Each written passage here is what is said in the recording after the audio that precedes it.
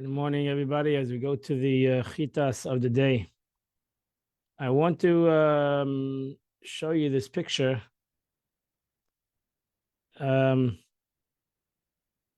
to get a little bit of of an understanding of the anatomy of a cow. So the main thing is always see the number 14, the kaved. That's the kaved. The brown, you see, that's the kaved. And what's interesting, so you have the kaved there, and then you have the chelav ashel kelev. So you have the fats of the kaved, and that's the 13 is the diaphragm.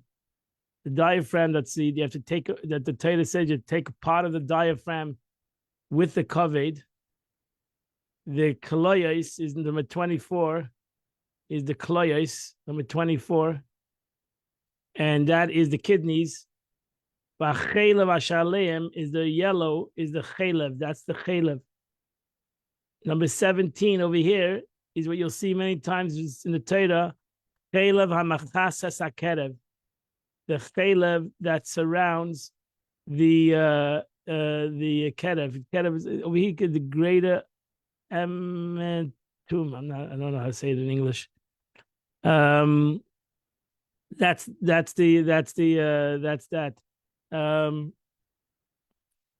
Intestines, maybe? Yeah, intestines. Okay, thank you very much. The kaved is the liver. What else? So you see a lot in the parsha, in the parshas. The shaykh, 28 is the shaykh. That's what the kohen gets. The shaykh right over here is 28. The shaykh. That's the shaykh. Etzem ha'alya is the hip bone. 26 is the hip bone. It's further up over here. Yeah, 20. Over here is over here 27. Over here 26. That's the hip bone. This is the tail. The top is the tail over here. So you have the main thing over here is you see the fat. This yellow, all this yellow is the fats that you read in the Torah. All this yellow is the fats, the chelav that's on the kaved, the chelav that's on the fats that's on the intestines. All this is considered is what you hear in the Torah, the fats. Chelav machasas hakerev. All this fats is the chelav machasas hakerev. So he said all number 17. All this fats. So all this fats that's in the animal is all has to be put. When you understand when it says kol chelav, although it's not talking about the fat that you find in the midst of the meat. This is separate. These are fats that are in the animal, inside the animal. So that you have now you understand what it means. There's a lot of fat over here that was chelav, that's even usher, prohibited until today. But here you have the anatomy of an animal and its internal organs, which you have to which certain things were put on the mizbeach, certain things were not. Over here is also important to look the kana, the trachea, number 5.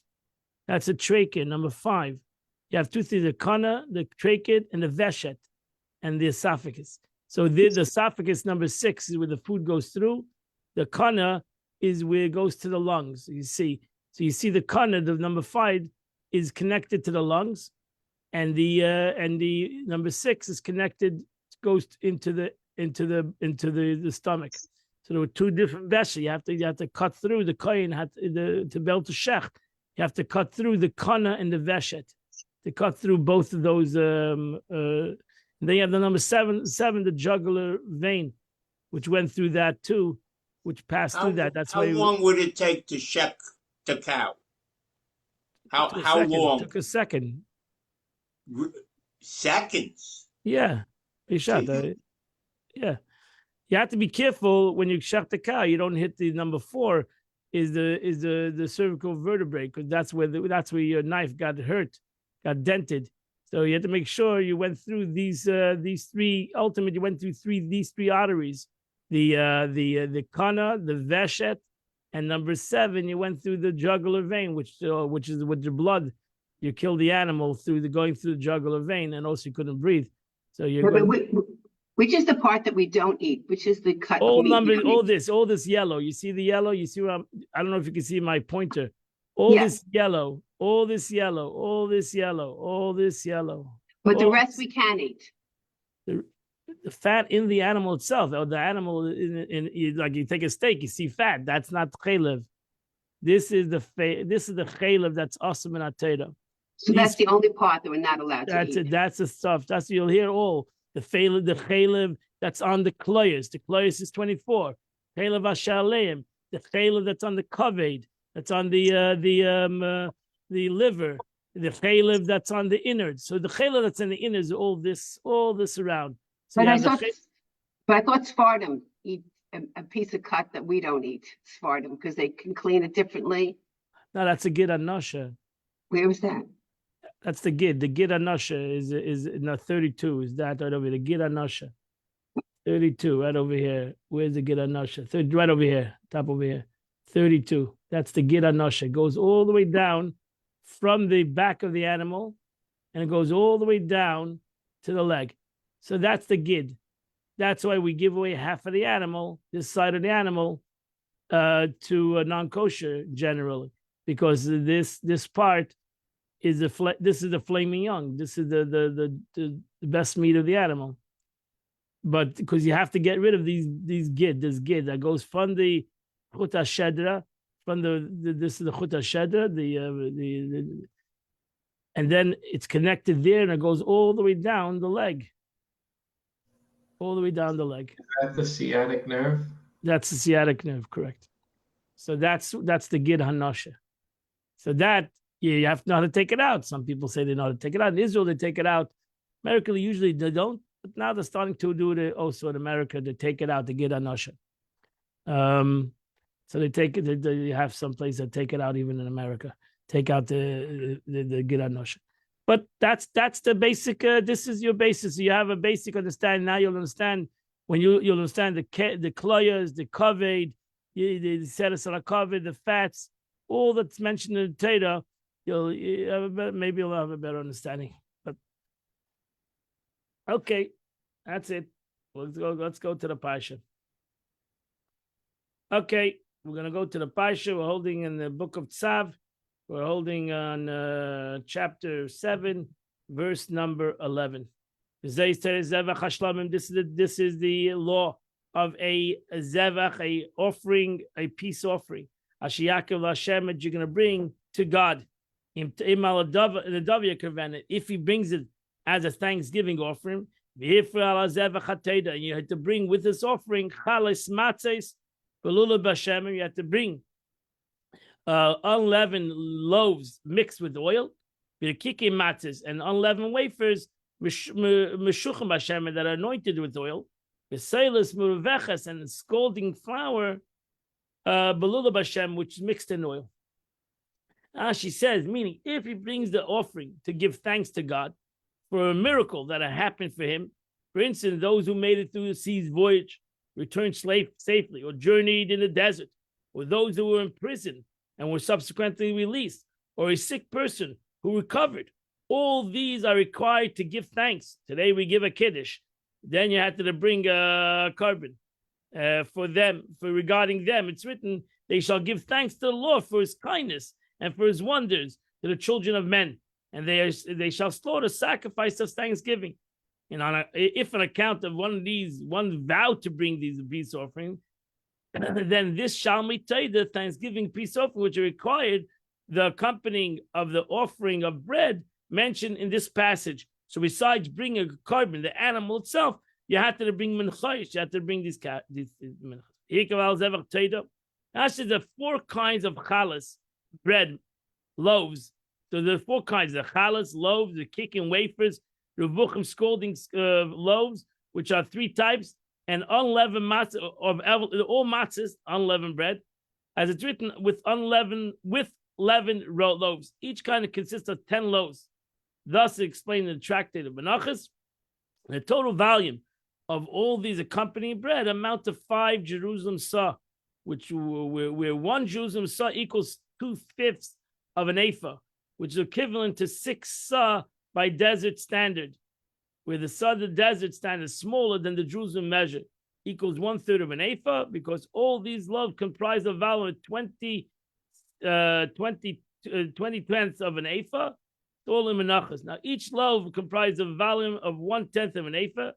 Thus, since there were 10 of these loaves, as above, the total leavened volume came to 1 ephah.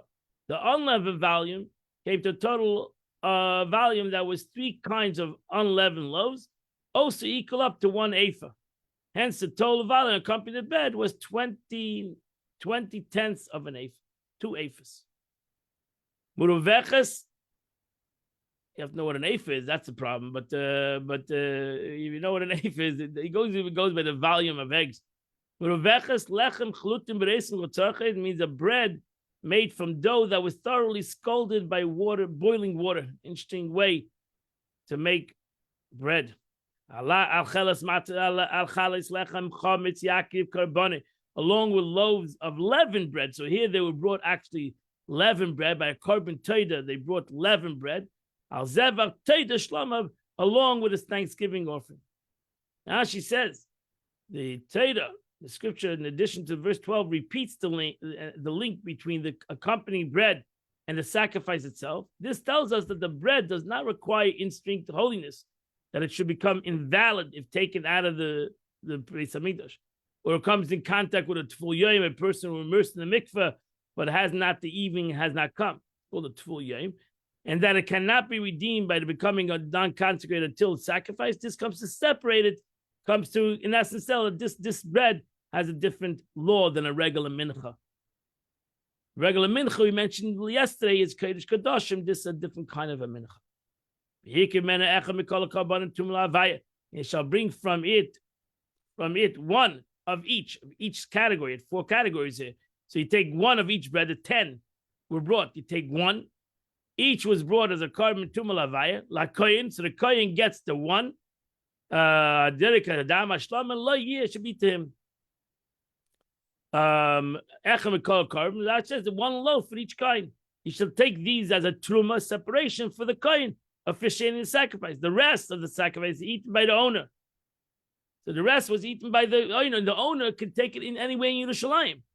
So that's why it's a concept of a kiddush. We took all these 10 loaves. He had now 9 of each one of them, and he had the flesh of the animal. He took it and made a kiddush. He made a celebration to celebrate with his friends that he celebrated with the Beis Hamikdash, celebrated with the Kohen, and he celebrated with the people that he knew. They had to be pure, self-understood, but they didn't have to be in the Beis Hamikdash itself. So that's how he's eaten by the only exception of the breast and the thigh. The breast and the thigh was given to the Kohen, as the waving the breast and the thigh and the peace offering was delineated below. And the Thanksgiving offering is called a peace offering, and consequently you apply the laws of a peace offering to it. The only law of a carbon shlomim, and this taida, was that it had to be eaten in that day. So it had to be eaten. It had to make sure to eat everything up by that day, by night, before nightfall. Peace offering shall be eaten. That day is offered up. You should not leave it until the morning.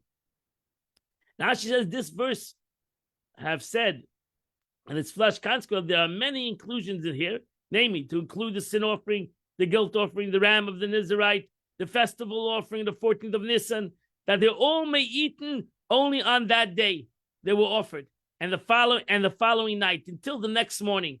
So that's it. Ad boiker, they were allowed to be eaten. But Yom Kabani Achel, and like the time, anything that a Jew brought that he was allowed to eat the day was that day in the night. And that's it. Certain sacrifices were allowed to eat in 2 days. But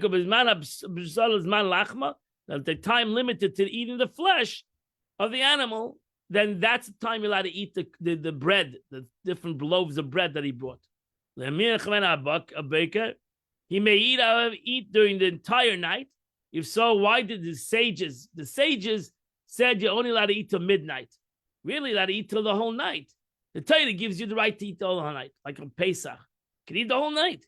But the Chachamim put a limit to midnight in order to distance the people in transgression. We wanted to make sure that a person would not go the whole night. What happens if he falls asleep now in the middle of the night, 3 o'clock in the morning, he falls asleep. And next thing he knows, it's 7 o'clock and he didn't finish his food. Now you left over nicer.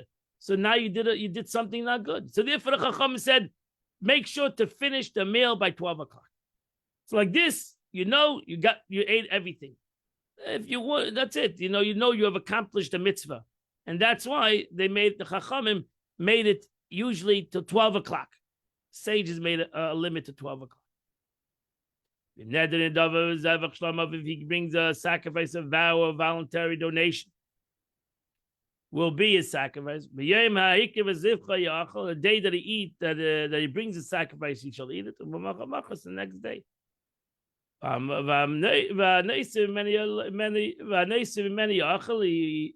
is left over, he may eat the next day. She says, that is, did not give thanks for a miracle, not require bread. You don't have to bring all these breads with it, and it may be eaten for 2 days, namely the day of the offering and the following day, and he has 2 days to eat it. Verse number 17, and if he leaves it over to the 3rd day, it shall be burnt in fire.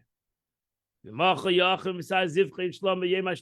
person eats from the flesh on the 3rd day, it shall not be accepted.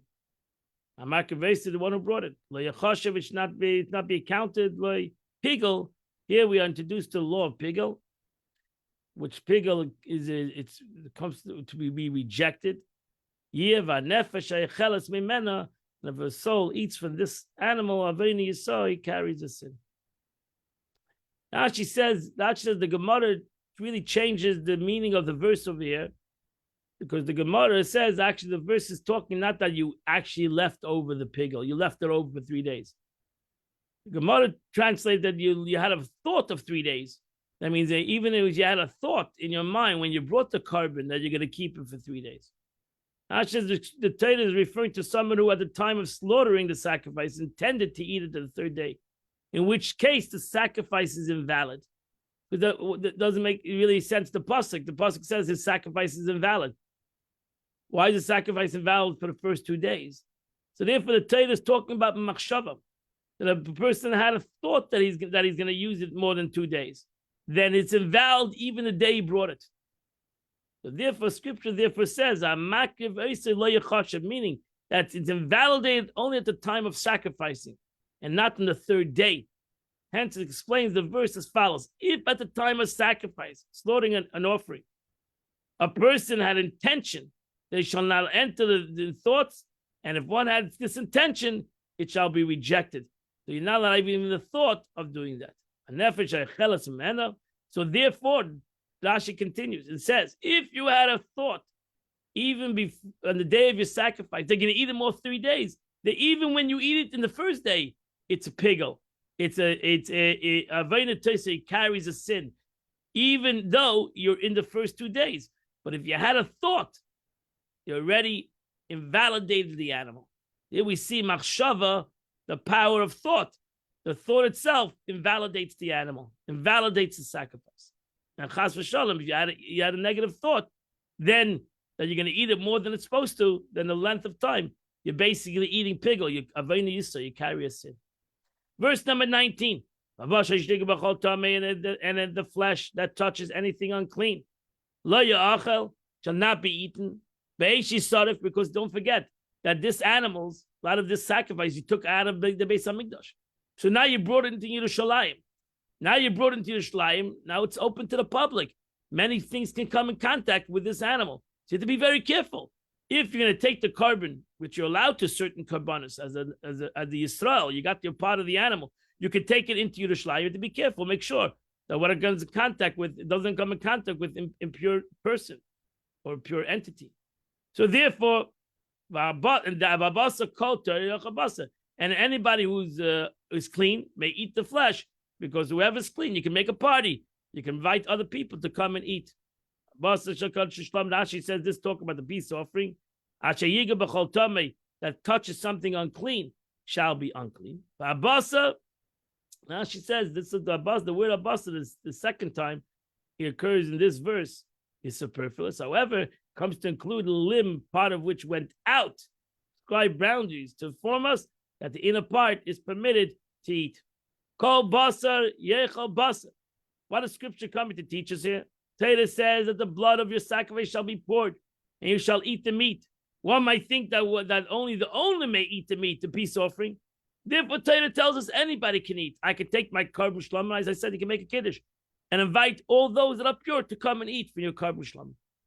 Rashi says this means that all that I have forbidden you regarding the sin offering and the guilt offering, namely that if they go outside the hangings of the courtyard of the tabernacle or the boundaries of the temple courtyard, they become prohibited. They shall eat, because over there it says you shall eat in the courtyard. Concerning this flesh, a peace offering, which is kachim kalim, sacrifice with less degree of holiness, I say to you, anyone who may eat clean may eat flesh, even outside the temple courtyard, throughout the entire city of Yerushalayim. So wherever out you can eat this korban out of Yerushalayim. Verse number 20. And any man, any person who eats the flesh of mizevach shlamim, of anybody, now to tell us to warn everybody, not only the person that brings the korban, but anybody else. If somebody invites you to this feast, you have to make sure that you're pure, because you have to tell them, I'm impure, I cannot eat. But to masi olav and in his tummy, so if you know your tummy and somebody invites you to eat, and you eat from this korban, you cut off from the Jewish nation. Rashi says the scripture is referring to uncleanliness of the body. An unclean person who eats from a holy peace offering, in which case he cures, cut off from God. However, one who is clean, who eats from the unclean flesh of a peace offering, is not punishable by exile. Nevertheless, he's punishable for transgression of the Torah, which the Torah calls an abomination. And the flesh that touches anything unclean shall not be eaten. The admonition regarding an unclean person who eats clean flesh, however, is not written explicitly in the Torah. But our sages derived from the Gezerah Shava. They have a tradition of certain scriptural passages. The two common key words of an expression serve as a link. Is it called the Gezerah Shava? The word tumasa refers in our verse, and since the prohibition of in the numbers has an admonition attached to it, so to here our prohibition is considered as an admission attached to it. Now there are three mentions of punishment of exorcism regarding a person who eats holy sacrifice while the body is unclean. You find it in Leviticus chapter 22, verse number 3. Any man amongst you of your offspring who comes near holy sacrifice, that soul shall be cut off. Where comes near means to eat. The second and the third mention are these verses, 20 and 21. We're just going to say it right now. We said it. 20 in next verse. Our rabbis expanded them in the Gemara Shavuos as follows. One of them is needed to state as a general law. One of them is needed to state a particular place, namely a peace offering, in order to preclude the eating of certain clean foods that are not sacrificed on the altar, which are not punishable. You don't have to be pure to eat food. And one of them is needed to teach us the korban oil v'yoyed, an ascending and descending sacrifice, namely an offering which has different options. That's called a korban oil v'yoyed. You can go from an animal to a bird to flour. According to the ability of one who brings it, when the verse says he incurs guilt, it may be bring a korban oil v'yoyed. Scripture is exclusively referring to the case of a person in an unclean state who defiles the sanctity and enters while he's unclean state and eats for the korban. Verse number 21. If a person who touches anything unclean, with tumas adam, whether it's uncleanness of a human, he touched on an unclean animal, or an unclean carcass, and then he goes and he eats from a korban, Ashel Hashem, which was brought up to God, and that person is cut off from the Jewish nation. Verse 22. God spoke to Moshe, saying, speak to the Jewish people. All you may not eat the fat of an ox, the chesev of a sheep, the aiz of a goat. You're not allowed to eat all the fats that I showed you in the beginning of this day. The chayil of neveil of a treifa, and the carrion of a fat of an animal, of fatal disease or treifa. Yasa l'chol malacha, you're allowed to use for work. Use it to shine your car. Va'acha loisech lena, but you're not allowed to eat it. Now she says, scripture permits use of a carrion. Surely the fats are included in the rest of the animal. So what is the verse teaching us? Why would a nevela? What's the difference between a dead animal that was not shechted, that's treif, that you can you give it away. You don't have to. It doesn't become asabana. So if you're allowed of anah, sell it to a guy or whatever, give it to your dog, whatever you want to do with it. So why wouldn't you allow to use the fats either? It comes to teach us that fat does not impart uncleanliness, which imparted by a carrion. An animal, a dead animal, does impart tumah, but not its fats. Fats don't impart tumah. It's a separate law. We already know you're not allowed to eat fat, so why does the Torah repeat itself? We also know eating carrion and treif is prohibited. So what is this verse teaching us? It's already written. The answer is that the Torah says the prohibition of a carrion or a treifa. Carrion means an animal that died natural death, not through shchita. A treifa is an animal that is sick, called a treifa. Is superposed upon the prohibition of fats, and so far as if someone eats it, he's liable also in transgression of prohibition of eating a carrion. So there's two concepts. The Torah wants to tell you, if you eat a carrion, you eat chas v'shalom, a dead animal, even a kosher dead animal, but it died a natural cause. You found it on the side of the road and it's dead. You actually do two avedas. Number one, you're eating a treifa. You didn't shecht it. It's dead. It's not kosher. Number two is that it's impure. So you're doing two things at the same time. With one bite, you've done two negative things.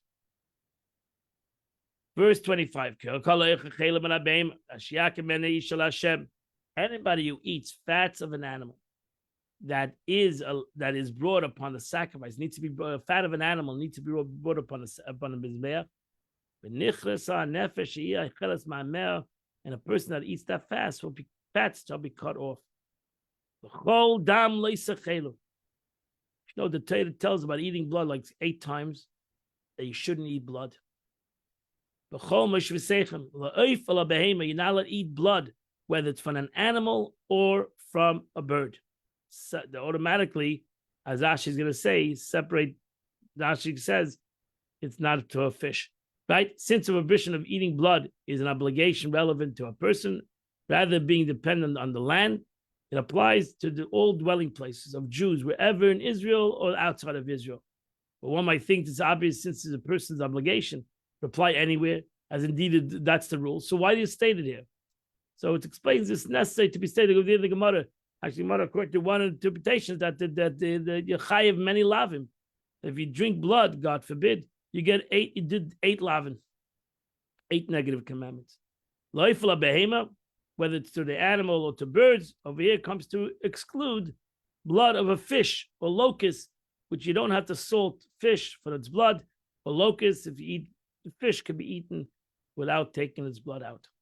Again, for no person shall eat any blood. That person would cut off from his nation. God spoke to Moshe saying, verse 29, speak to the Jewish people. Someone brings a peace offering, Hashem, to God. Hashem shall bring the sacrifice to the Lord from the peace offering. Now, verse number 30, Yadi to Vienna, his hand shall bring it.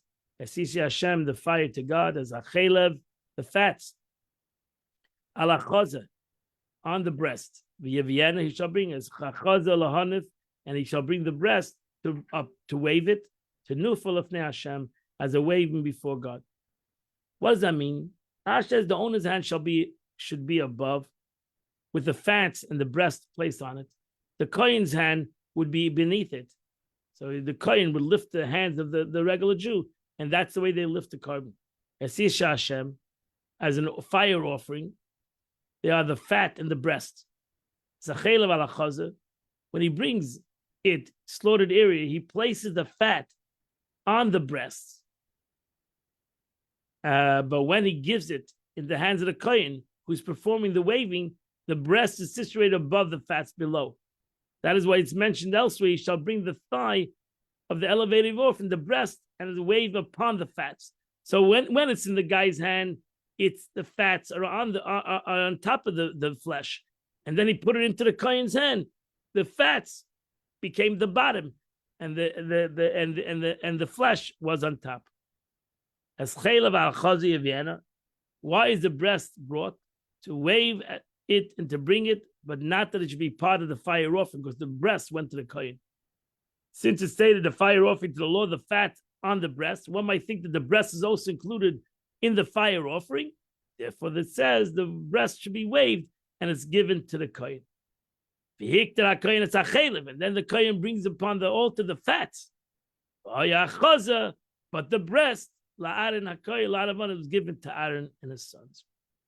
Says afterward, the breast shall be given to Aaron. We learn that the meat of the sacrifice shall be eaten while the sacrifice are still on the altar, before they even being burnt. And also the thigh, the right thigh, shall be given to the kohen from your peace offering. Ash says that this refers to the part of the hind leg extended from the aruba, from the knee joint, the bone, and the flesh, which is usually sold together with the head until the middle joint of the upper leg, which is called sever shaleg. The animal's leg has 3 sections. You see back in the picture again, which I showed you in the morning earlier, to see the 3 sections of the hind leg of an animal. Verse number 33, any one of the sons of Aaron who bring up the blood of a peace offering, as a chaylev, and the fat, the right thigh, 3 parts of the hind leg of the animal belongs to the kohen. Ashes again, the one who's fit to perform during the dashing of its blood and the burning of its fat. Any kohen that's within the Beis Hamikdash that was fit to do the avodah had part of the kohen. Just excludes receiving a share in the meat of the breast of the thigh is a kohen who's unclean at the time of the dashing of the blood and the time of the burning of the fats. So if there was a kohen in the Beis Hamikdash at that time that was not fit to do the avodah, he was not allowed to eat from the korban. Verse 34 is for the breast of waving, v'sheika truma, and the thigh of elevation. Lakachti meis bnei Yisrael, I took it from the Jewish people, mizifchei shalmeim, from their sacrifice, their peace sacrifice. Ve'etenes la'aron la'kohen, I gave it to Aaron the kohen. U'levanav and his children, chayik olam meis bnei Yisrael, it's an everlasting, eternal stature from the children of Israel. Now she says tnufa, truma, waving denotes forward and backwards, while truma, the elevation, denotes upwards and downwards. So the kohen had to go right to left and up and down. Verse 35. This is granted to Aaron, anointed, and to his sons. Isha Hashem, for the fire of God. The day that he was brought a korban to God. He was brought to serve for God. Shativa Hashem losses lamb which God commanded to give them the day that He anointed them. Meis bnei Yisrael, from the Jewish people. Chukas elam d'reisam, it's an everlasting law. Verse 37. This is the laws of burnt offering. La mincha lachatas, for a meal offering, to a sin offering. La asham, to a guilt offering. La meluyim, to a investor. La zevach hashlamim, and to a peace offering. The day, Rashi says, la meluyim is the day that a kohen was made a kohen. Verse 38, Ashativa Hashem es Moshe, which God commanded Moshe b'Har Sinai, in the mountain of Sinai, b'yom tzavasei, in the day that He commanded His bnei Yisrael, the children of Israel, b'hakev es kabaneim, to bring their sacrifices, b'Hashem, to God, b'midbar Sinai, in the desert of Sinai. That completes the Chumash of the day. We continue the 37th chapter of Tanya of the day, and the Alter Rebbe continues to explain the power of a mitzvah, and especially the power of a Jew doing a mitzvah in this world. Because when a Jew does a mitzvah in this world, then a Jew can only do a mitzvah with his body. Mitzvahs Maisis can only be done with his body. And even Machshava, Dibur, Maisa, his thought, speech, and action is done with his body, with his physical body, which his physical body itself comes from his Nefesh HaBahamis, from his animal soul, which gives him life to his whole body. So when his physical body does a mitzvah, automatically he elevates his animal soul because its animal soul is doing the mitzvah. He has no choice. Either you force the animal soul, skafia, you force the animal soul to do the mitzvah, or sapcha, you transform the animal soul that he wants to do the mitzvah. But ultimately, it's the whole person that's doing the mitzvah. So the whole person that's doing the mitzvah, and you're pushing elevate, you're accomplishing dira b'tachtenim. You're accomplishing the concept of the Eibishter coming into the tachten. Because ultimately, it's the person doing the mitzvah, and he's doing it with physical objects. So ultimately, he's transforming the world. So once the total vitality, once the totality and of the vital soul of the community of Israel will become a holy chariot of God, we're all going to do mitzvahs. Baruch Hashem, tzaddikim. We're all going to do Torah mitzvahs. Mitzvahs kedim, and all Jews are full of mitzvahs like a pomegranate, the Mishnah says. So that means that every Jew, Baruch Hashem, is elevating the world. What happens? Then also general vitality of this world. She klippas noiga achshav, which is a klippa, which is a covering this world, is oilam. In Chassidus we learn the word oilam is the concept of hiddenness. Elam. Why is it? Because this world is full of klippas. It's full of coverings. Everything is hidden. And therefore we elevate the hiddenness. We reveal its true essence. By doing a mitzvah in this world, we reveal why the world was created for. That this mitzvah that I'm doing, is the whole purpose of creation, because God created the world. As we started off in chapter 36, God created the world, but did it b'tachtenim. So this did it b'tachtenim, the concept of God dwelling in the world is accomplished through every simple mitzvah that I do. Teitzei oz mitumasai. What happens? The world goes out of its impurity. V'chaylasai, and its sickness. The term impurity refers to the evil of klippa. Sickness refers to the element of good that klippas nega contains, which is nevertheless the good of klippa. It's not unholiness, but it's sick. Sick. A sick person is totally there, but he can't get out of his sickness sometimes. He can't break through the sickness. He's there, but he's sick. The neshama is there, your nefesh HaBahamis is there, but it's sick. And ultimately, by doing the mitzvah, I take my nefesh HaBahamis out of impurity. I take it out of its sickness. And I will send it. What happened? What does it mean? Has the capability to connect to holiness. Lias mekavel avaya. It becomes, the nefesh HaBahamis becomes now a chariot of God. It's galus kavayde, upon the revelation of his glory. In Mitzvah Shem, we'll see that in the world to come. Mashiach comes. That's what the verse says. When Mashiach comes, the flesh will see. Now the flesh doesn't see because it's in Tumah. That's a problem. That we are involved with impurities. We become impure. How we expect to see godliness in impurities? The opposite. So it says you have to be pure to be in a godly place. You have to be pure to eat godly food. We learned in the Torah, right? Chas v'shalom, to mix impurity with godliness. And that's the problem. The problem is we're impure. Mashiach comes. Every flesh will see. And it will appear to them with his majesty, with his beauty, and with his power. And the glory of the Lord will fill the entire world. Yisrael yiru ayin b'ayin, and the Jewish people will see eye to eye. Eye to eye, which means the human eye will see the truth of godliness, just as the supernal eye sees it. Ayin b'ayin, ke matan Torah, just like they saw it at Matan Torah. At Matan Torah, what happened at Matan Torah? What happened at the giving of the Torah? It says, Ata reisel adas. You showed yourself at Matan Torah. At the giving of the Torah, you showed yourself.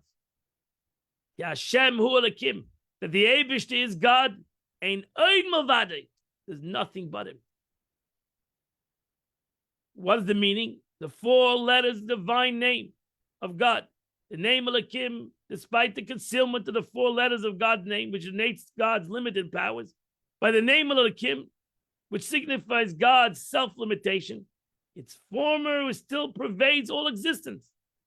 And when Havayahu Elohim, when we reveal the infinite Havaya, Yud Kei Vav Kei, the tetragram, we reveal that in Elohim, in the natural, we reveal that everything is supernatural. Ein oid milvado. Then there's nothing else besides him. And there's nothing else. Ata reisel adas Hashem ehu Elokim. Ein oid milvado. You reveal that Matan Torah, that Hashem Yud Kei Vav Kei, the infinite power of God, is the finite. Then you have Ein oid milvado. Then you'll realize there's nothing but God. Where the revelation lasts only for a short time. The problem is that Matan Torah didn't last that long. It lasted for 40 days, and that was it. They sinned. The revelation of the future, Mashiach comes, will be permanent. That's Baruch Hashem, the difference. So even though Matan Torah we had that revelation, it lasted for a short time. So Mashiach comes, Nitzchis. It will be a Nitzchistic revelation. Revelation will be a Nitzchis. Why? Because it comes through Avodas Adam. It comes, the Matan Torah was given as a gift from HaKadosh Baruch Hu. The Mashiach comes through our Avodah. Thousands of years of Avodah. The Avodah of a Yid. And therefore, it's going to be Nitzchis. It will be total and everlasting. By days, of his battle and Gamri. And through this ascent of Klippas Noiga into holiness, the 3 unclippas will be utterly annihilated. That's it. The breakage of clippers. We have to sometimes destroy them. And you have to be victorious. And we have to break Shlolosh Klippas of Tmeis. We have to annihilate and nullify. Timcha Zecha Amalek. We have to do that. We have to ultimately annihilate impurity. Evil in the world. Why? Why is there evil in the world? Why is there evil in the world? And the answer is, so it says, you should realize that impurity, total impurity, shalish klippas atmeis, the 3 utterly impure levels of impurity doesn't have existence if not from the lower level of impurity, klippas noiga. They have existence through klippas noiga. That means through that we are Jews, do our positive not so perfectly, and we give existence to impurity, we ultimately give existence to total impurity. For the nurture and the vitality which they now receive from wholeness comes to them by way of klippas noiga, the intermediary between them. Right? So you have in Kabbalah, Chassidus, you have Kedusha, which is holy. You have klippas noiga, which is a cover that shines. So the intermediary, it is shines, but it doesn't shine. And then you have shalom shlippus of tmeis, and then you have total impurity. How does total impurity receive any existence? But through the middle part. Klippas noiga contains both good and evil. It's the medium through which these klippas, which are completely evil, receive the vitality from godliness. That means that if we would elevate klippas noiga, if we would transform as Jews, this klippa, this gashmias, this that it has within it good and bad, we bring out the good. Ultimately, shlalish klippas atmeis is sheker, totally false, has no existence. The second we give existence to klippas noiga, to this klippa, that is like with expression, we do the emes with a sheker. That's a problem. It's expression that why we do the emes with a sheker. When we do the emes with a sheker, we do the truth with the falsity. Then we're giving existence to falsity. Because sheker ain't lo raglayim, the Gemara says. Sheker has no feet. We give it a foot. We give it feet. We give the sheker something. And once you give sheker something, it lives off of it. Like a pariah. It lives off of it. We give it life. We give sheker life. And that's the problem. Because sheker would not have any existence if we wouldn't give it existence. So when we elevate ourselves, and when Klippas Nega ascends to godliness, then impure Klippas Tameis, have no longer existence.